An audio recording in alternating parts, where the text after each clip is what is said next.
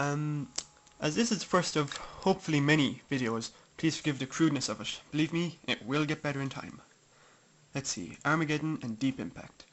Both of these films came out in 1998, and suspiciously, both are about a big mother-fracking comet that's going to collide with the Earth. Yes, I said mother-fracking, look it up. First of all, this is a comparison, not a review. There will be spoilers. Whatever I say is of course only my opinion, and not really intended to be taken as gospel. And I apologise in advance if I come off that way. Having said that, let's get underway. These films, they actually open quite differently. Armageddon, being a Bay film, opens with typical explosions, alerting the US government to a threat of the comet. And when I say typical, I don't mean bad. I mean, who doesn't like explosions? Deep Impact opens much smaller, where a kid, I forget his name, he's played by Frodo, discovering the comet by accident and sending the photos to an astronomer for identification. He freaks out and gets killed in a car crash, but the data is recovered by the government.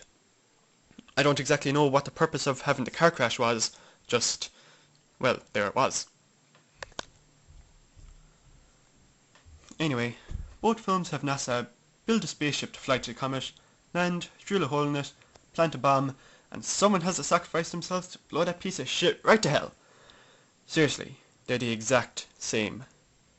The saving grace is probably the direction these films take.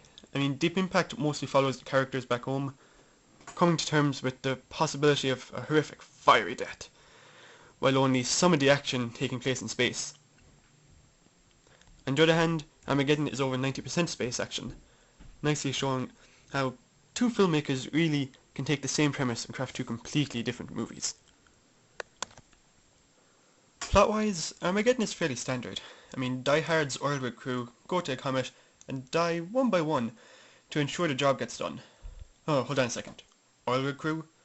Apparently those guys at NASA, who are pretty much the smartest guys on the planet. Apparently they can't put a simple drill together without ballsing it up, so Bruce Willis strong hands them into letting him do it. Oh.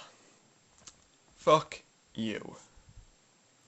Although I have to say, the first act of this film plays out almost the exact opposite to the right stuff, and it is quite funny. On the other hand now, Deep Impact's plot, it kind of gets glazed over slightly to give way to character development. Not that it's a bad thing, I mean it never hurts the film. It only gives it kind of a deeper impact when these characters die. That was not a pun, please forgive me. Both films do have romantic subplots, but the one with Ben Suckballs Affleck feels forced, in-your-face, and just really, really pushed. And it also feels too bullshitty. They have no chemistry, him and Liv Tyler. While the one between Elijah Wood and, I can't remember who her name is. You'll have to see it to believe it. I'm pretty sure they're both minors, and they're getting married just to get her family into shelters on a technicality. Pfft, nice. Okay, and this of course brings us to the aforementioned sacrifice. And these films just can't be any more different. Deep Impact has Robert Duvall and co. flying their ship full of nukes into the comet and blowing it up Death Star style. All the emotion is summed up in tearful goodbyes to their families. Then with the heartfelt, we'll never be closer to home than we are right now, we get a big, nice, satisfying explosion. Now the same scene in Armageddon just goes on and on and on. You get the idea. First, we draw straws to see who stays behind. Affleck loses, so Die Hard escorts him down, and we all know what's going to happen. He takes his place. So not only does Liv Tyler have to go through another overacted goodbye scene with her dad, but he takes fucking years to actually destroy the rock. Just remember, Ben Affleck plays a character so incompetent that he accidentally blows up Mir. And yet Die Hard sacrifices himself for this clown. Oh boy.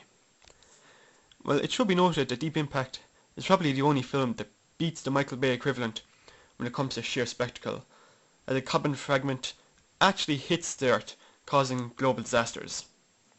Armageddon has this, Deep Impact has this. Although it shouldn't come as a surprise, I'm going to have to go with Deep Impact. It feels genuine and realistic, especially compared to another shallow, flag-waving Bay film. On the Transformer meter, Armageddon gets a C, while Deep Impact gets a B.